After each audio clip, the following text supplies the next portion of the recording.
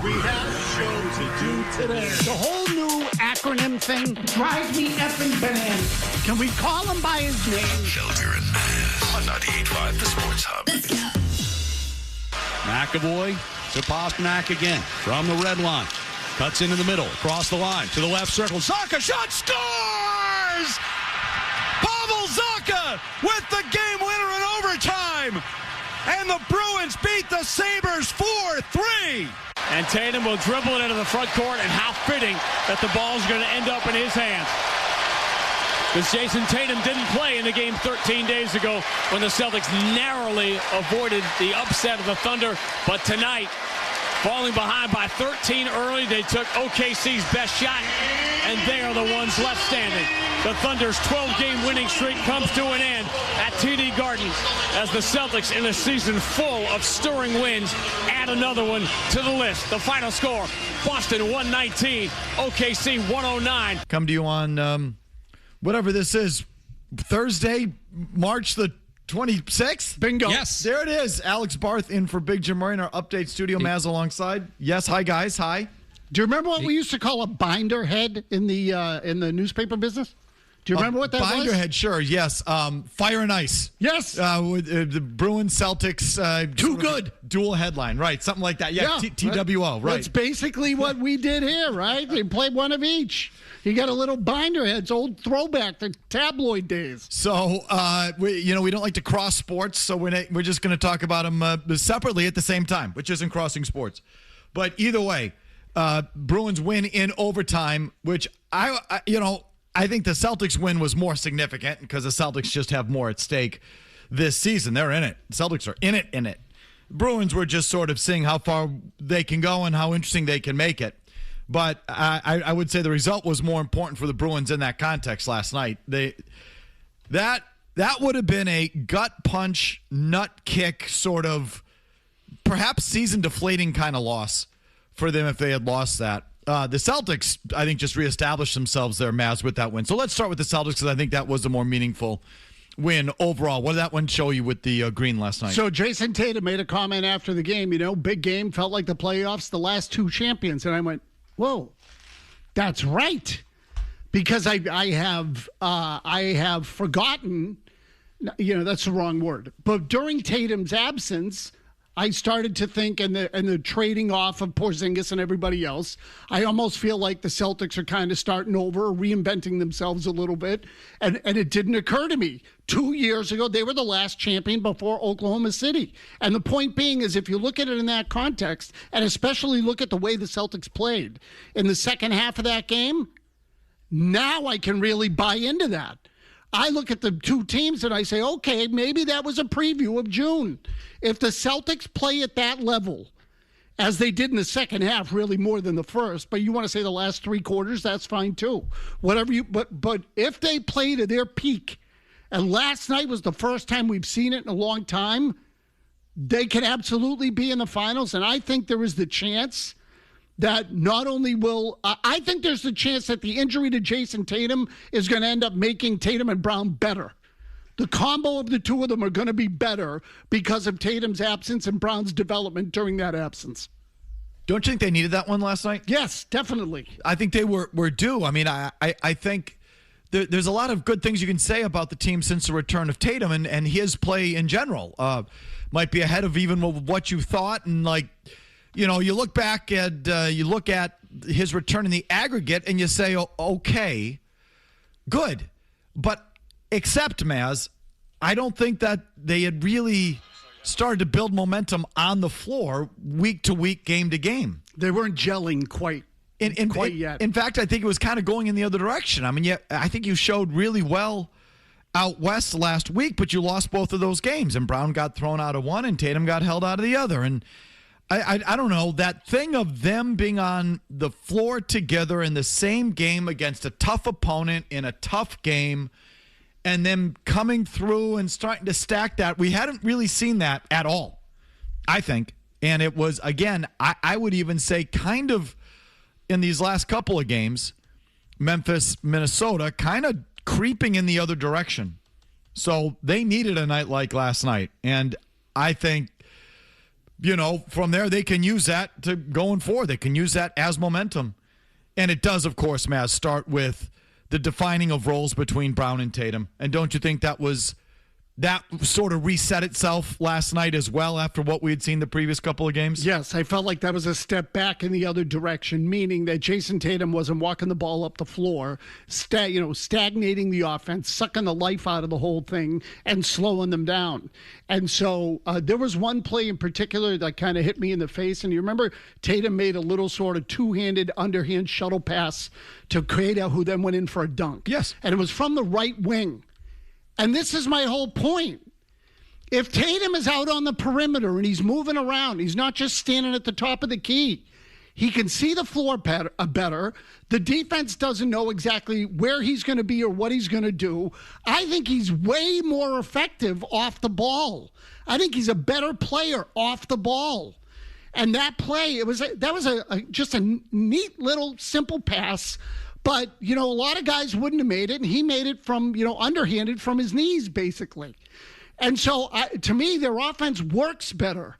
They looked so much better in the second half of that game last night than they looked in the Minnesota game. It isn't even funny. And don't you think the reason is that it was more of a Jaylen Brown show? Yes. Or it sort of started with him? Yes, absolutely. Again, Brown had 17 shots. Tatum had 12. And not just that. You can include Mazz, getting to the free throw line. Absolutely. So those aren't shot attempts, but that's Brown either shooting and getting fouled or what have you. So I think you add the shot attempts and the free throw attempts usage. It's, I think you saw it was more through Jaylen Brown, and that's the way it's got to be. To me, I think they're a better team that way. His willingness to go in there opens up the floor, makes them all better. And I mean Brown into the paint. His willingness to do that, and he's great at it. I thought last night it was that ability for him was on illustration. His ability to go in the paint, fight through contact, absorb it, and finish at the rim, he's the best on the team at it, and it changes their offense. Again, Alex Barth is in for Big Jim Murray today. Barthy, cute little kid, I think falls in, and his lead take is, of course, a very cute little Celtics take. Okay, they have that game against that team with those superstars firing on all cylinders. And Alex, who do you want to talk about? Well, a bigger picture before I get to that. No. All right, no. fine. What did you start your email with? Baylor Shireman. Say it. Just do Baylor it. Shireman. Just no, do it's it. fine. It's so cute. It's so you. It's so Celtics fan. Go. As they were trying to kind of get the momentum to go the other way, there were two plays I thought that stood out in that game. Baylor Shireman one-on-one on SGA, and he gets in front of him, and SGA even tries to hook him, and he either draws the offense foul, forced turnover, whatever it was, and then on the other side, he hits kind of the patented Tatum sidestep three from the corner, and it felt like that was a moment the momentum flipped, and for me, when you talk about a game like this, we've seen Tatum back now for a few games. We have a general idea. That was when the momentum flipped? It was part of it. That felt like a momentum series. I'm glad Barthy's here because you can just start yelling at him immediately right out of the chute. Go ahead. I'm sorry. What was the score at the time of that? And I know the exact play that you're talking about, the turnover. I don't have the exact score. Do you have it? Gilgeous-Alexander, no. But, I know the play. It was up inside of the top of the key. They were going left to right, so that would have been, I think, the fourth quarter there. It was a forced turnover. Sharman was on him. I know the exact play you're talking about. I don't know if that was the momentum. To me, the momentum changers were when Jaylen Brown went into the lane and dunked on everybody and did the near throat slash, or when he up-faked Gilgeous-Alexander and drew the and one. To me. Go ahead. It's a long game. There's multiple moments like that. The three-pointer hit from the corner gave them the lead. They were down 73-71 later-ish in the third quarter, and it put them up by one from that point. I was talking about the turnover, but go ahead. It was both of those plays, just him becoming a two-way player. Because I have the bigger thing for me with the Celtics that I liked seeing last night was Tatum has been back for a couple weeks now. We kind of have an idea of where he's at. Jaylen Brown's playing very well. But if they're going to get back to competing for a title, and you're going to have to beat a team like the Thunder, if not the Thunder, to win a title. Part of what was so effective when they won it last time, it wasn't just Tatum and Brown. That roster was so deep with Holiday and Porzingis and all these guys that aren't here anymore. They turned the roster over in the offseason, maybe because they didn't think they'd be at this point. So now that they are here, you need more than just those two. You need the depth, too, to ultimately win the title. To get there, to make a run, maybe those two are enough. But to have another parade, right? And so who's going to step up? Who's going to be the Porzingis, the Drew Holiday, those kind of guys on this team? if they're going to make that run. I thought in a big game and some big moments last night, Baylor Shireman stood out to me. Green teamers love the role guys. Oh, my God. They just love it. To me, it's about the two big guys, and I say, and those two figuring it out between themselves. Absolutely. And the pecking order and the lines of demarcation and all of that. That's the story on the team, and that's, of course, they need more than just two, but I love Green Teamers just love going immediately to Baylor. They've all got a Shireman in their pants. So let me phrase it this way. Can they win a title just on the Tatum Brown figure it out stuff or not? Because to me, last night was not just about can they get there, can they make a run? It kind of shifts the conversation to okay, how serious is this run? Are they really contenders, or is this just Tatum's going to come in, they're going to have a nice little finish versus should we be expecting, is a championship run a real expectation, a true championship run? But it's because of those two. But I don't want to talk about whatever you want to talk about. 617-779-0985. This was going to be a big Mason Lohrei day as well on the Bruins. Rightfully so. Holy crap. Do you see that? He's got more shorthanded goals in the last two nights than Gretzky had in his career. I'm obviously joking. That was so bad. If you don't know what I'm talking about, third period, you're up 2-1. You've played a pretty good game. You're on the power play again. Your power play blows. Your penalty kill blows. And once again, Mason Lohrei just kind of half-asses a loose puck just out, in this case, just outside the blue line. Gives up a breakaway goal to make it 2-2 backbreaker. Then cross-checks the guy, takes a penalty. Buffalo scores on the power play. Now you're down 3-2 in the blink of an eye, 33 seconds apart. All because Mason Lohrei, for the second straight game, skating in cement with cement blocks around his feet, half-assing a gotta-have-it loose puck on the power play at the point. What is his deal? No, walk in the park. He's just out there skating around having a good old time. I like the player, and I'm glad they've stuck with him. They have to bench him. They need to give him a break. They need to give him a rest. They need to give him a view from the ninth floor, Mazz, or whatever you want to say on that one. I mean, the last two nights, again, I say shorthanded goals, meaning he's allowed two shorthanded goals. Right. Brutal. Absolutely brutal. And the plays were, I don't want to call them identical, but similar. They were similar in nature. He fumbled the puck at the blue line, then started skating back. And again, as if he was just out for a little stroll on the duck pond. He's hanging out at the common, just coasting around in circles. Guy comes and picks his pocket and then bumps him out of the way, and now he's in, and there you go. 2 nights in a row. How does that happen? He's got to take a seat, in my opinion. All right, we talk about Bruins. We talk about Celtics. You want to talk about opening night on Netflix last night? You can. You can talk about the Red Sox heading into today. Just flipped up my MLB.TV app, and there it is. There's the Brewer game. It worked. I don't know how it worked. I couldn't get a hold of anyone. I don't know why I didn't sign up for anything. I guess it's auto-renew. I don't know, but there it is. Sorry There for you your go. loss of your star player, Mike. What happened? He's out for. He's got a fractured Who are forearm you or talking about? something. Who are you talking about? Fractured hand. Your star player, Who are you talking about? Jackson Churio. He broke his hand already? Yeah, The game just started. they just found it. The game started 5 minutes ago. Did it happen found it before before the the game? 3 hours ago, he was placed on the IL. Fractured left hand. An injury occurred when he was playing for Venezuela on March 4th, according to ESPN. Oh, well, that happened. Well, no one cares about that, but whatever you guys want to talk about. 617-779-0985. To you right after this. Felger and Mazz continue on the Sports Hub. I think that game was awesome. I think that, the intensity level of the game was very high. Felt like a playoff game. The crowd was into the game. And I felt like that was a great, encouraging game for JT. Like high level, intensity, physical team.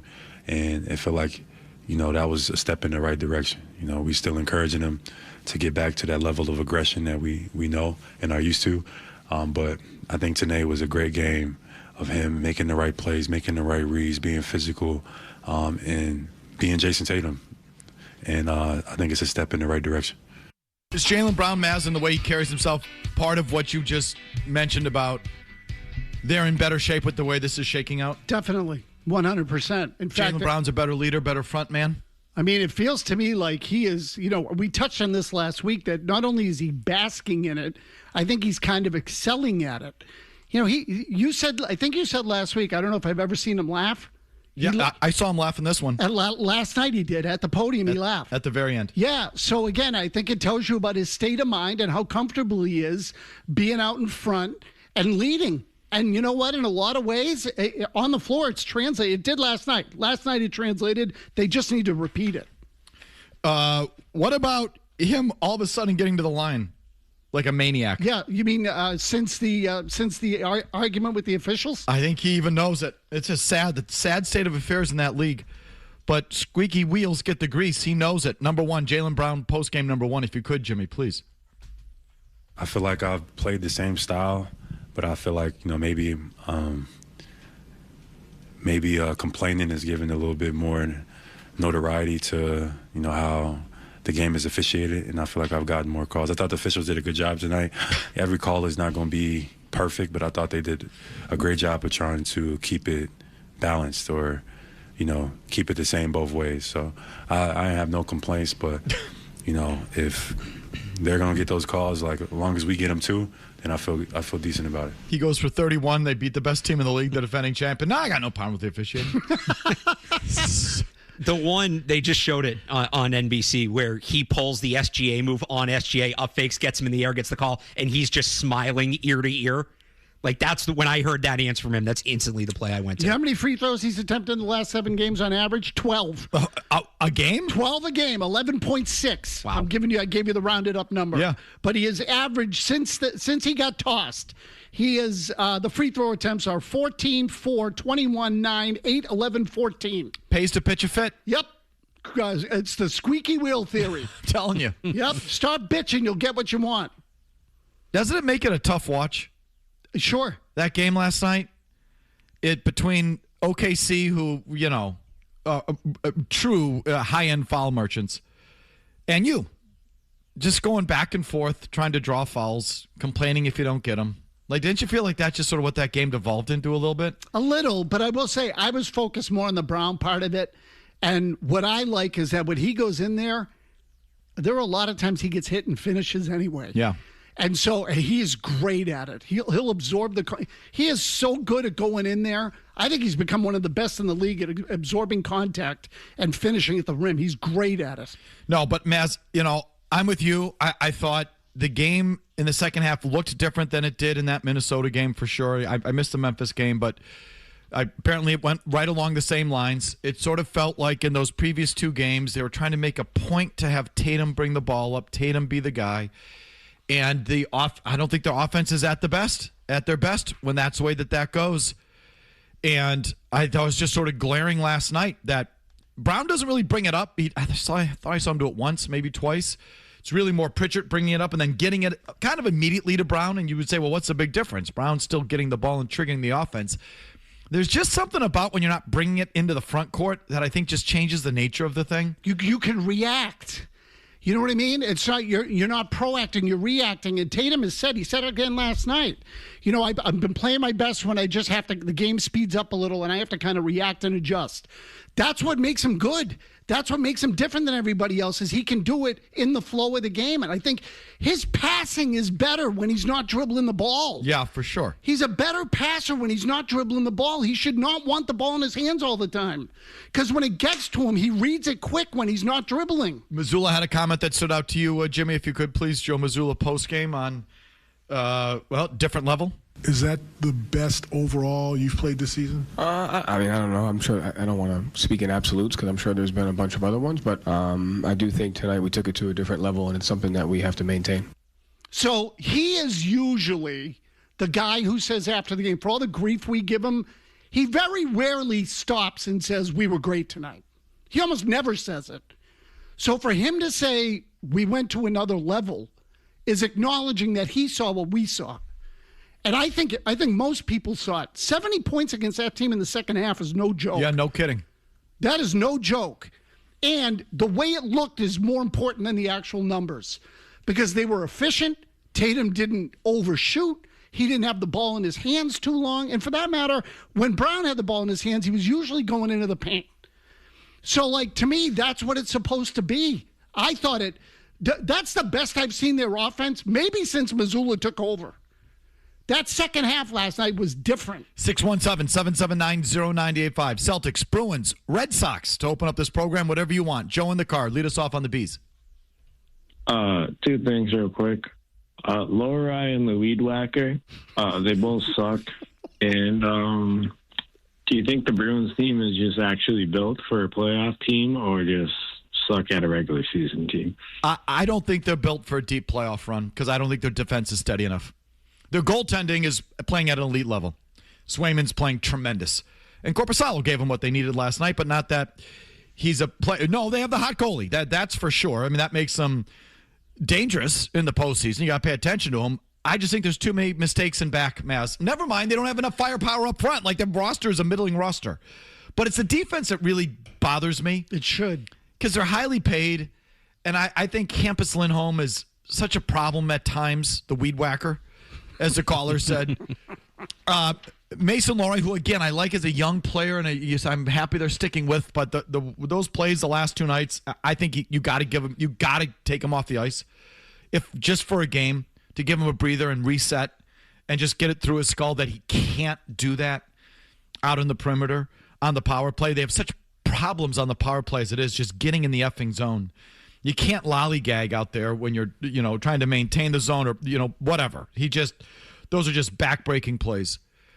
And McAvoy, he got picked too by Tage Thompson at the end of the game. So on the Buffalo power play goal that made it 3-2, he's got a chance to clear that puck, and he starts to dawdle just for a second. And as you said, Tage Thompson picked his pocket. He did. He completely picked his pocket and set up the third goal to make it 3-2. And that, again, I was on the Celtics most of the night. I was sort of following the Bruins on my phone. And when I saw that one, I went, "Oh, that's going to do them in. They're not going to win this game." And I think we all felt that way. Like, that was it. And they pulled it out of there. I got lucky with that bounce off the backboards. But take it. I thought they played a decent game. Like, I thought they were much better last night than they were the night before. So, you want to say that they were rewarded for a good effort. I guess maybe they were still lucky. The Lohrei, so a deep playoff team, I don't think they don't have the firepower up front. The defense, to me, is too shaky, and their special teams just blow. And that not only do they have a horrible penalty kill, they take the most penalties in the league. That doesn't sound like a good combination. It isn't. Danny in the car on the Red Sox. Go ahead, Danny. Yes, sir. So opening day, the boys of summer are back. Tony, I said Crochet wins 20 last year. You commented, hey, nobody wins 20 anymore. That's just me being optimistic. I just picked up his 1 of 50 gold on-card auto. That being said, 20 for Crochet, 16 wins for Conley early if he gets the run support. And thank you for taking a photo at the Super Bowl, Tony, with my nephew and brother who said to you, Danny in the car is my psycho brother, Red Sox fan. Have a great day. Okay, you too. Is he being a little too optimistic on the pitching there? Yes, probably a little bit. How many 20-game winners were there last year? Oh, God, were there any? I'm not sure. Barth, look it up. I'm used to saying that to Murray. Already on it. How many did Crochet have? 18, maybe.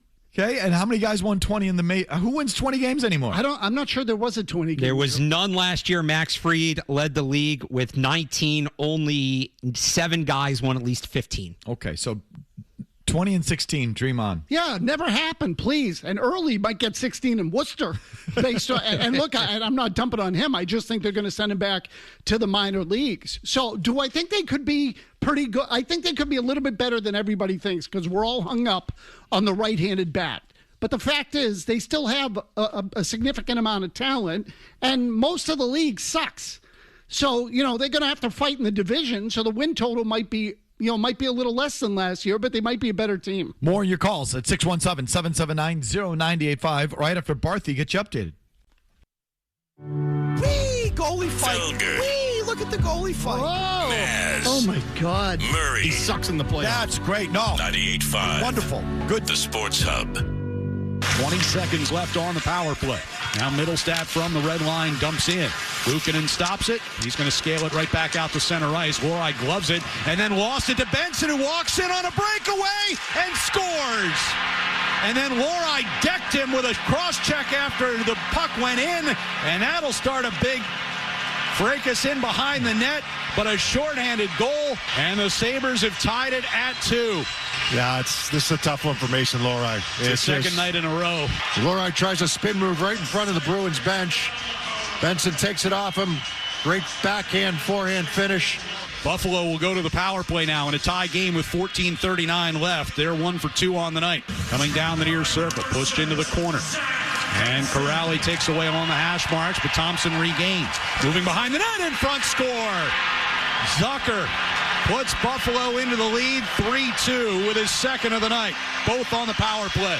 So just like that, the Bruins go from up 1 to down 1 in the space of 33 seconds. Well, there's two ways this can go for Mason Lohrei, right? Either he's stapled to the bench, or if he gets back out there, he's got to be able to shake that off and, contribute in the way that he's capable of contributing. That's a tough sequence for him. They've stuck with him, and I think he's largely come through. I like him. And I firmly believe that a lot of defensemen in that league I think it's generally a position that takes a little more time. He is plus 11 this year. Again, that's a big improvement. From minus 40 or something? Minus 43, I think it was. Okay, so again, that's a 54-goal difference. That's a big difference. He moves the puck really well. I think there's promise there. I like the player. I'd like to see them stick with him and what. But that doesn't mean like he can just keep doing that. No, take a seat. And I was surprised, a little disappointed. Marco Sturm is been, I think a pretty exacting coach. He doesn't let much slide. And I listened to him 2 nights ago after Zadorov took that boarding penalty on Tavares that cost him a couple of goals. Mm-hmm. And he got on Zadorov pretty good. Like, you can't do that. We can't have that. And he was pretty hard on Nikita Zadorov. So I was looking forward to the postgame last night to hearing Marco Sturm lay into Mason Lohrei, and I got a different tone. Here's Marco Sturm last night on Mason Lohrei, that sequence. He knows. First of all, he knows he messed up, but it happened twice in a row. Yesterday was a little bit different. They put him in a bad spot, but again, he needs to get the job done at the end of the day. And but we will help him. We'll help him. He's got to learn the hard way. He's been pretty damn good all year long. He had a tough start. I already mentioned that the last few 4 games. So now we got to make sure he's going to get back on track. But mistakes happen, and that's why we have teammates to bail him out. Mistakes happen. That's why we have teammates. So that Marco Sturm gets it enough that you can't treat everyone the same way. Young player, but good grief. Give him a seat. Well, yeah, look, those last 2 nights are brutal. You can't do that. No, so the only thing I wonder is, like, if he goes out, who plays? And is I that don't care. No, but is that what Sturm's more scared about? Yeah, Yoki Haru or whatever. Like, I get it. It's really not about who's coming in. It's resetting Mason Lohrei. The fate of, your team's fate is in your hands when you're out there dipsy doing with the puck, or there's a loose puck and your back is to the opponent on the PK. You just assume there's someone up your ass. It's like he's stick handling on the ice by himself. The vibe from him. Yeah. As if no one's coming to get it. Like, dude, it's a game. There's someone behind you. So they allowed power play goals on 2 of the 3 power plays from Buffalo through the third period. They gave up 2 shorthanded goals on 2 of their power plays. And again, the goal there wasn't technically shorthanded because I think it had just expired. But again, effectively, that was a shorthanded goal. Their special teams are absolutely wretched. It's back to Claude Julien days where he put 3 defensemen out there. And they take the most penalties in the league. So I don't know how you've survived that because your goaltending is how you've survived it. But you're not going to survive that for long. Back to your phones. Brendan in the truck. Go ahead, Brendan. Hey, what's going on, guys? First time, long time here. Just got a take on David Pastrnak. Felger, I know you've been a long time hater at his game, but we got to give him some credit. He's out there with Minton and Hustadinov. He's got 90 points in a year. Beautiful play to finish off the goal. Last one to Zaka. I know he fell over the puck in that breakaway last night, but thank you. Got to give him some credit on the year. I'm about to, Brendan, but you don't find him frustrating. So you watch the game. I mean, you know that they got a power play like 30 seconds into the game. He has a horrible turnover that leads to an odd man rush. They rifled it off the crossbar. So they were lucky to get away with that one. You mentioned he's cherry picking the entire game. The cherry picking has never been worse. So he gets a breakaway out of it, slips on the banana peel, trips over his own feet again, because he skates like a deer. A foul that has just been spat out of his mother's womb is how he skates. And even the Arvidsson goal that made it 2-1, he's cherry picking. He gets it down low, loses it, and Arvidsson cleaned it up. You don't find him frustrating to watch, Brendan? So frustrating, but at the same time, like you don't find players like him out there. I think he gives you more than he takes away. Maybe. I'm going to cut you off. Thank you. I mean, a goal and 2 assists. And the plays that I wrote down were all the plays that he effed up because I watch him and I don't like his game. So sue me. It's a personal opinion. You can like him. I'm not telling you not to like him. I'm telling you I don't like watching his game. I don't like his game. A goal and 2 assists. He was a +3 too, I think. So there's just something about even with all those mistakes and all of his awkward, horrible skating, the puck finds him. The puck finds the net. It does. I know it. I acknowledge it. I mean, that goal last night, he basically just sneaked it right inside the post. Elite sort of finish there. But half the time he shoots the puck, I'm frustrated with how he shoots. Half the time, like he had another one where he circled and came into the high slot all alone, and he just sort of, I thought, like 3/4 speed, rifled it off the goalie's pads. I could have done much more with it. Half the time when he shoots or he's got an offensive chance, I find myself saying, would you lower your head and release the hounds and just let it go? Don't you think he's trying to like finesse half of these goals? Sometimes he does that. With some kind of off-speed pitch or some sort of 5-hole thing. It's like, you've got a top 3 shot in the game. I mean, you do. Elite. Bullets. Elite slap shot and just a howitzer. Put your head down and let it go. And he's just dipsy doing. So he drives me crazy. I told you I watched a TSN broadcast 2 nights ago. They threw up a great stat. I don't care about records or stats unless you land on a list with integrity. Do you want a list with integrity? Sure.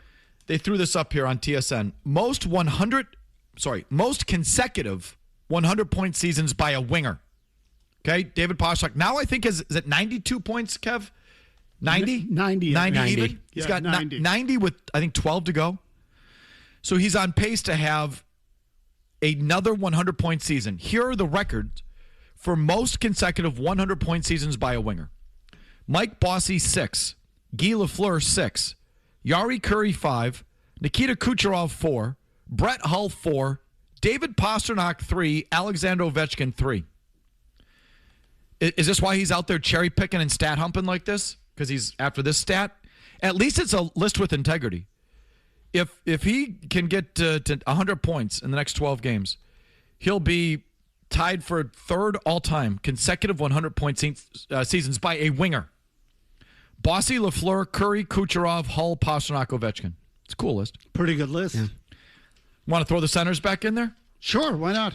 Oh, that's going to be a whole different list, though. So guess who has the all-time record for consecutive 100-point seasons in NHL history by anyone? And so I'm throwing center. Now this is all positions. Okay. Gretzky? Thank you. 13.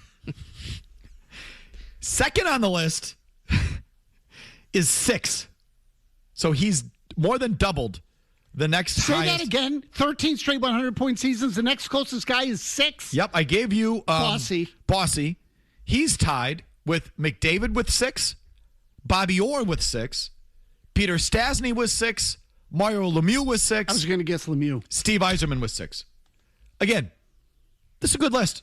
Wow, Gretzky blows everybody away by that much? But it's like there's no one on here. I'm sure they're all Hall of Famers. At 5, you have Dale Hawerchuk, Marcel Dion, Phil Esposito, and Brian Trotter. Still pretty good list. Tied with, who did I give you? Jari Kurri with 5. I think every name I've just given you is a Hall of Fame. Yeah, right. Yeah. So there's no, again, as we've gone over this, a list, an all-time list with integrity, where there's not one single guy where you look at it and go, yeah, you do this all the time. Like quarterback lists, all-time this, all-time that. And someone like Joe Flacco pops up on it. Even Matthew Stafford or Aaron Rodgers. Who go, Hall of Famers, but there's some lists you just want to be bulletproof. Like that Celtics all-time leading scorer list, bulletproof list. And this one's pretty close. Most consecutive 100-point seasons by a winger. Bossy, Lafleur, Curry, Kucherov, Hull, Pasternak, Ovechkin. Pretty good. Pasternak might be the one flaw. Might be the one guy and look at and go, ugh. But then again, I just have sort of a personal bias because he drives me nuts the way he plays the game. Long commercial-free segment comes your way next. Back to your phones on everything.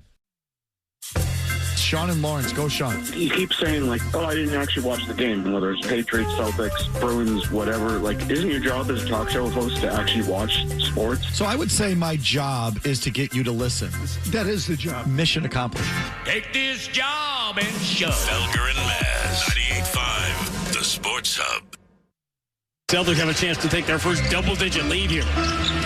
Cada out there with 5 fouls. Interesting choice. Jaylen Brown against SGA. Jaylen, elbow, pump fake, draws the contact. Shot is good. Scored in the foul. And SGA just got SGA'd by JB. You trick me, I trick you. This is called trickery. And he knew it. He's like, damn, that man used my move on me. As the chant rains down from the gallery gods at TD Garden, JB just MVP'd the MVP.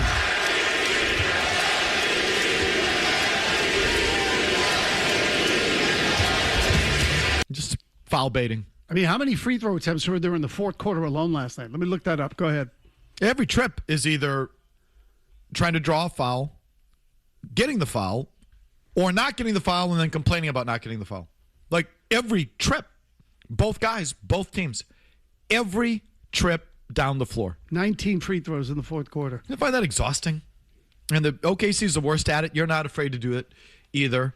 And it just devolves into this ref baiting thing, which you got the better of, which makes you what, Barthy? You outbaited them. What does that make you? For that game, the better team. The masturbator. Come on, Barthy. Follow along. Chris in Scottsdale on the Celtics. Go ahead, Chris. Hi, guys. I'm just a little frustrated, and I listened to the TV broadcast last night from you, Mike. You and Mazz, and I think me, are the only people that keep talking about Tatum carrying the ball up the court to pick up points or at the half court all that, right? I agree. And I'm sorry, Chris, to jump in, but I don't know why the Celtics commentators don't look at it that way. To me, it's so obvious how different they are. Go ahead. You specifically asked that question last night. And by the way, the 2 turnovers that happened in a row, that was Tatum doing that last night. And you asked the question, and the response you get back is, I'll give you 50-50 on it. They won't go there. And I know you can't answer why somebody else doesn't do something, but I can't ask these guys that question. Only you can. What the hell? It's simple. This team can win it all if they don't play that way. So I'm just frustrated with the commentary. Me too. I don't know. Like a lot of things, Mazz, I don't see why more people don't see it the way we do. Well, why is that? I've been asking myself that question my whole life. But look, when it comes down to Tatum, there are so many reasons, and even Brown, to take it out of their hands. If you have a guy that's capable, and I think Derek White is capable enough, he'll protect the ball well enough. I wouldn't call him an elite ball handler, but it's fine. And when you're the guy and you've got to handle the ball on top of it, now they're going to press you. Now you're going to get more tired. Like you're asking a guy to do more for something that he doesn't really need to do. Burden rarely brought the effing ball up the floor. He would loop around, get into the post or the wing, and then they'd deliver the ball and they'd run their offense. Okay. Not to slow your roll on that. It is a different game, and there's a lot of big-time players now that bring the ball up. It's just sort of LeBron may have started it, but it's the point forward thing or just – like Giannis does it. Like guys who shouldn't do it, I'm sure Durant did it. It's like, it's kind of a new NBA thing. Well, I'm going to get it anyway. So let's just dispense with the perfunctories and I'll just bring it up and get into my bag because that's what we're going to do anyway. So a lot of teams do it. I just think it really bogs down the Celtics when Tatum does it. I don't like it when anybody does it for the most part, unless you have a guy that gets up the floor really fast and immediately attacks the defense. So, maybe I'm bitching more about the state of the game. But I just think that realistically, get the guy moving. Get him moving. Make him a moving target. When you're in motion, you're faster. So get him moving. Get him jogging around the perimeter. Run him through a back screen, whatever. You get the idea. And now all of a sudden, everybody's moving. I just think it was clear the last 2 games. The amount of times Tatum did that versus the way it looked last night was just obvious to me. Yeah, it's a massive difference. And know what? I don't know. Are they just like being protective of Tatum, or I don't know. I do know for a fact that the Celtics, the organization, is super sensitive about the three-point shooting thing, to the point where they're sensitive about Joe Mazzulla talking about it, because half the time he sounds like a nut and doesn't project well. And I think, frankly, they've told the guys that cover the team to go easy on the thing, and so they do. I mean, I know this. I know this. I know the things that they've done in terms of taking some three-point conversations off the record that really shouldn't have been.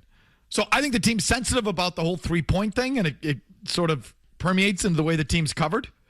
Guys don't want to go there who cover the team. Maybe it's the same thing with Tatum. Like, I don't know. But I'm looking for it now, and I thought it was just so obvious the way they played last night versus the night before in the fourth quarter. It was totally different. Totally different. Here's Matt in Milton. Go ahead, Matt. What do you got? Guys, we got Red Sox first pitch in about 1 hour in Cincinnati. You know they have a fantastic opening day with a parade. Here we are talking about Jason Tatum, David Pastrnak. Let's talk about the Red Sox opening day. Go ahead. Like something new. Something Go ahead, Matt. Go ahead and talk about it. Go ahead and talk about it. What do you want to talk about? Go. Just talk about the game. F you. There is no game yet. God, that drives me crazy when people do that. Why are we talking? Then talk about what you want to talk about. The floor was yours. Talk about whatever you want to talk about. I told you, until whatever. Go ahead. Give me your Red Sox take. Oh, you don't have one. Oh, you don't have a Red Sox take. I got it. He likes the parade in Cincinnati. They're having a parade. What parade are we talking about? You got me. I don't know. They have a parade in Cincinnati. Who cares about a parade? I certainly don't. God, could you tell? That triggers me. I don't go to championship parades, let alone opening day parades. Why are we talking about the Red? Okay, sir, talk about the Red Sox. You don't have a Red Sox take. Well, I thought you wanted to talk about them. God, it drives me crazy. Jeff Brantley was the grand marshal for the parade in Cincinnati today. Who, Jeff Brantley? Yeah. The reliever? Yeah. It's a 2-hour parade. That sounds like a pretty lame-ass parade to me if Jeff Brantley's like your homecoming king or whatever. I told you, call him. Cincinnati's a rat hole. Coming up next, we talk. Coming up next, we talk Red Sox on the on the precipice of their season opener. First, Barth, gets you updated 90 seconds, no commercials.